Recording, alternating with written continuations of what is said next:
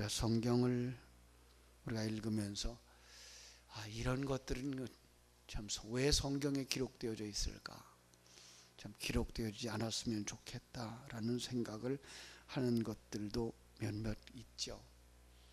바로 오늘 본문도 그런 본문입니다. 참 아름답지 못한 모습, 우리가 좋은 소리만 듣고 좋은 것만 바라보았으면 좋을 텐데 그러하지 못한 부분이 오늘 여기에 이렇게 인간의 그 계략들, 그리고 인간의 그 모함들, 그리고 인간의 그 악함들을 드러낸 모습을 보면서 인간이 이렇게 악할 수 있구나, 우리 같이 한번 느끼면서 거기서 우리가 벗어나서 하나님이 보시기에 아름다운 사람들로 변화되어졌으면 좋겠습니다. 오늘 말씀은 다윗이 참 비참한 모습으로 도망하는 모습과 대조적으로 압살롬이 자기를 지지하는 자들과 함께 당당하게 예루살렘으로 입성하는 그런 모습을 대조적으로 그려주고 있는 모습입니다. 압살롬, 참 우리가 잘 아는 대로 다윗의 맏아들이죠. 이 다윗이 그렇게 사랑했고, 그렇게 사랑을 주었고, 그렇게 은혜를 베풀었는데도 불구하고 그는 반역을 해서 아버지를 밀어내고 왕의 자리에 오르고 싶었던 바로 이러한 모습이 지금 진행되고 있는 겁니다. 거기에다가 그 다윗 왕의 모략이었던 그 모사였던 아히도벨도 그만 기회를 봐서 이 압살롬이 나를 도우라고 사람을 청하자 그가 얼른 압살롬의 편에 들어서 다윗 왕의 무너뜨리는 일에 앞장서는 이런 모습을 보면서 참 인간이 무엇인가, 어쩌면 그렇게 의리도 없고 자기의 출세를 위해서는 무슨 짓도 하고 있는가, 이렇게 살펴볼 수 있는 부분이기도 합니다. 우리 한번 한 절 한 절 보면서 잠깐씩 생각해 보겠습니다. 15절에 보니까 압살롬, 그죠? 압살롬이 모든 이스라엘 백성들이, 압살롬과 모든 이스라엘 백성들, 그렇다고 해서 이 다윗을 추종하는 무리들도 다 이리로 넘어간 건 아니에요. 지금 여기서 이렇게 두 단어를 한데 대조하고 있어요. 뭐라 그러는가 하면은 이 압살롬을 지지하는 사람들을 모든 이스라엘이라 그러고, 이 모든 이스라엘이라 그러고, 다윗을 지지하는 자들은 모든 백성이라고 이렇게 묘사하고 있는 것을 볼 수가 있어요. 15장 17절이나 이제 17장 23절 같은 곳에 보면은 바로 이런 것을 우리가 볼 수가 있습니다. 자, 다윗과 그 일행은 황급히 예루살렘을 탈출했죠. 15장 14절에서요. 그죠? 다윗과 왕과 그와 함께 있는 백성들이 다 피곤하여 한 곳에 이르러 거기 쉬니라. 이제 너무나 급하게 예루살렘에서 피난했기 때문에 그들이 피곤하고 지쳐서 쉬는 반면에 압살롬은 이제 자기를 추종하는 자들과 함께 어떻게 만들었죠? 자기 추종하는 자들을 성문 곁에서 일을 처리하기 위해서 왕을 찾아올 때 그 왕이 찾아오는 백성들을 만나서 일을 처리해주고 그들의 마음을 사고 환심을 사서 백성들의 마음을 압살롬에게로 돌려서 압살롬의 추종자가 되어졌던 것이고, 이제 그들을 따라서, 그 압살롬을 따라서 그들이 헤브론에서부터 예루살렘으로 올라온 거죠.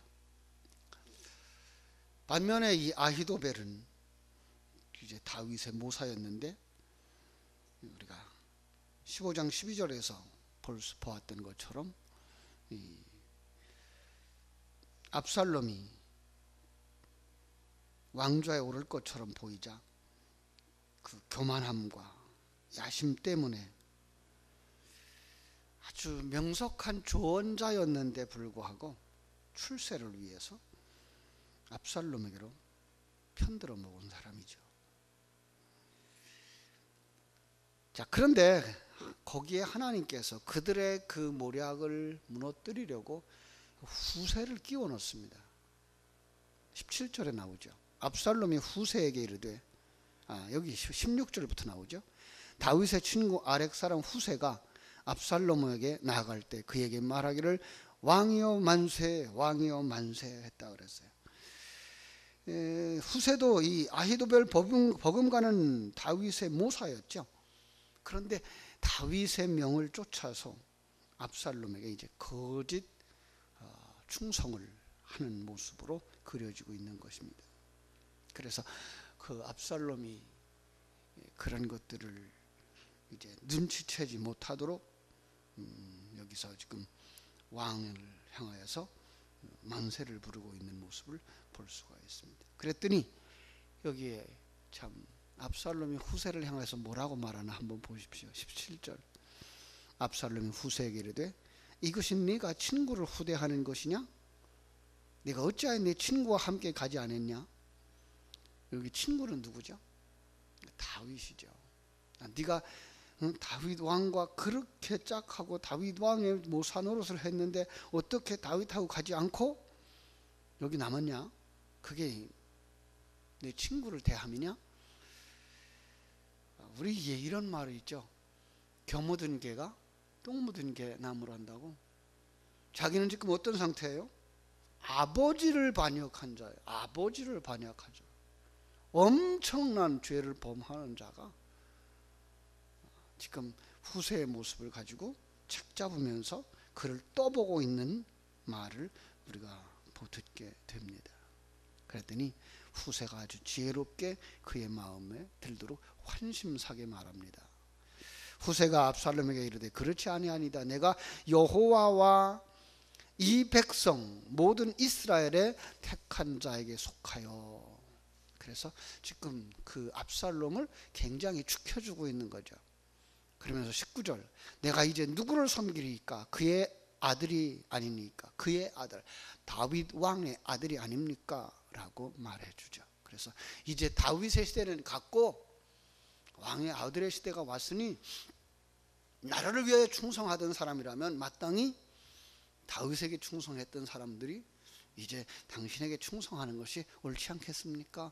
라고 말해줌으로 말미암아서 그 압살롬을 이제 다윗 왕의 다음 세대의 왕이 되어진 것이라고 확증하는 말을 해줌으로써 이 압살롬의 마음에 흐뭇하게 했던 것을 알 수가 있습니다.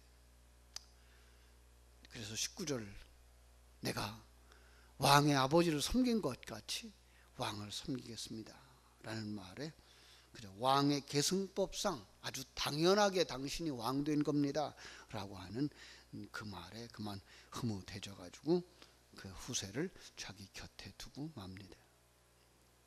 자, 그러면서 이제 압살롬은 그러면은 이제 이 나라를 위해서 더 안정되게 나라를 구축해 나갈 수 있는 그 계략을 우리에게 내놓으라 이렇게 이제 설명을 하죠. 지금 여기 보면은 아히도벨에게만 물은 것처럼 되어져 있어요. 그죠? 20절 보면 압살롬이 아히도벨에게 이르되 너는 어떻게 행할 계략을 우리에게 가르치라 이렇게 말하니 이렇게 말하지만 이 가르치라라고 하는 단어 속에 들어가 보면 이 단어가 복수로 되어 있어요. 그러니까 너희들은 이렇게 돼요. 너희들은. 근데 그 중에 압살롬의 그 계략이 이렇게 가장 탁월했고 그리고 압살롬의 계략에 모두가 다 포함되어져 버린 그런 계략이다 이렇게 해서 그를 추종하는 자들의 의견이 다 여기에 집중되어져 있는 것을 볼 수가 있습니다. 아히도벨이 압살롬에게 말합니다. 왕의 아버지가 남겨둔 후궁들과 동침하시오 이렇게 말하는 거예요. 참 무서운 얘기죠. 그렇죠? 다윗의 왕위가 폐위된 것을 명확하게 하자는 거예요. 이젠 그 왕은 떠났어요. 그들의 역사적 그 근거를 보면 그 왕위를 찬탈한 사람은 그 자기의 왕위를 드러내기 위해서 전 왕의 후궁들을 취하는 것이 그 당시의 보편적인 그런 관례였다고 이렇게 역사는 말합니다. 그러니까 그렇게 하라는 거죠. 다른 사람들이 다 인정할 수 있는, 이제 왕위를 찾은 사람처럼, 빼앗은 사람처럼, 승리한 사람처럼 그렇게 후궁들을 취하라는 거죠. 따라서 아히도벨은 이러한 당시 근동 지방의 관례를 따라서 압살롬으로 하여금 그 다윗의 후궁들과 동침하라고 요구하는 거죠. 그죠?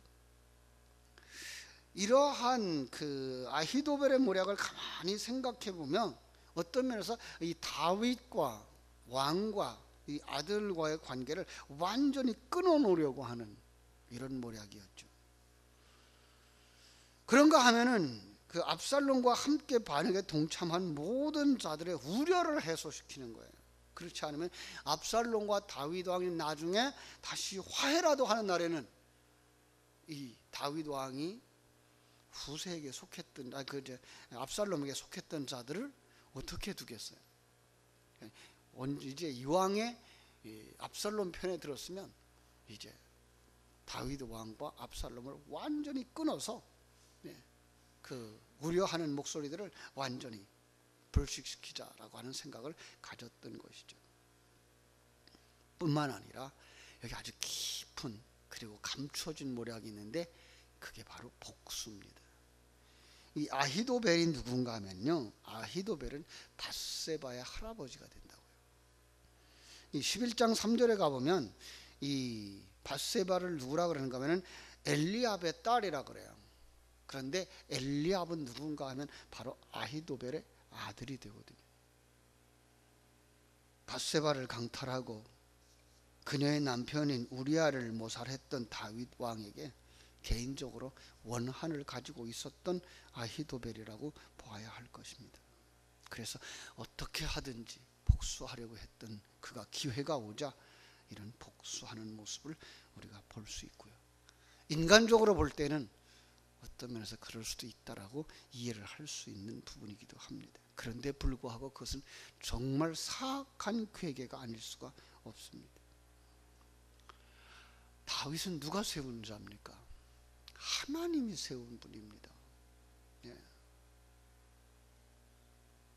바로 이렇게 자신들의 그 이권, 자기신들의 그 권력, 자신들의 그 감정적이고 그리고 그런 복수라고 하는 인간적인 부분에 의해서 끌려갈 때 그들의 삶 속에는 하나님의 존재를 볼 수가 없어요. 그들이 하나님을 믿는 사람인가? 하나님을 아는 사람인가? 하나님의 역사를 주장하고 있다는 것을 정말 깨닫고 살아가는 사람인가? 우리는 의심할 수밖에 없는 거죠. 예, 그렇습니다. 어제도 우리가 말씀을 나누면서 하나님 한 분만으로 만족합니다라고 하는 이야기를 할 때 그것은 하나님의 통치 안에 있기 때문에 하나님이 주신, 하나님이 역사하시는 그 결과에 대하여 우리는 만족합니다라는 고백이라고 했던 것처럼 우리가 신앙을 고백하고 살아간다는 것 자체는 우리 앞에 일어나는 모든 상황들, 전쟁이든지 자연재해든지 인간관계든지 그 속에서는 하나님이 그것을 통해서 나를 만들고 계시다라고 하는 사실을 볼 수 있어야 되고, 이 일로 말미암아 하나님의 사람들이 만들어지고 다듬어져 가고 있다라는 관점으로 볼 수 있는 사람, 그가 바로 하나님을 믿는 사람이지, 내게 이롭게 해줄 때만 하나님이라고 생각하고 내게 해롭게 해주나 해로운 일들이 일어날 때 그걸 갖다가 사단의 역사라고만 본다 그러면 우리는 정말 하나님의 주권을 온전히 알지 못하는 사람일 수가 있습니다. 우리는 개인적인 사심이나 개인적인 감정에 이끌려가기보다 정말 하나님이라면, 예수님이라면 어떻게 했을까를 생각하고 행동할 수 있는 사람들이 되어져야 할 줄로 믿습니다. 여기서 우리는 아주 중요한 부분을 깨달아 알고 가야 되는데, 하나님의 역사죠. 하나님의 일하심이죠. 다윗의 범죄에 대하여서 하나님은 분명히 얘기했죠. 그 나단 선지자를 통해서 너희 앞에 어떤 일이 일어날 것이다 라는 이야기가 하나하나 진행되어지는 거예요. 그래서 23절을 이렇게 말할 수 있는 거죠. 그때 아히도벨이 베푸는 계략은 사람이 하나님께 물어서 받은 말씀과 같은 것이라. 아히도벨의 모든 계략은 다윗에게나 압살롬에게나 그와 같이 여겨졌더라. 다윗은 바로 나단 선지자를 통해서 장차 내 인생에서 어떤 일이 일어날 것이라고 하는 것들이 그대로 이루어지도록 만드는 일이었던 거죠. 뿐만 아니라 이 압살롬에게는요, 다윗 왕의 기도에 응답하시는 하나님, 그 기도에 응답하심으로 말미암아서 아히도벨이 모략이 무너져가는 바로 그런 일들을 우리가 보게 된다라는 거예요. 그렇습니다. 자, 우리는 이 속에서 어떤 하나님을 만날 수 있어야 됩니까? 신실하신 하나님, 공의의 하나님, 참으로 우리를 사랑하시되 우리의 범죄를 징책하시고 우리가 뿌린 씨앗에 대하여서 우리가 거두게 하시는 하나님, 그 하나님을 우리가 볼 수 있어야 됩니다.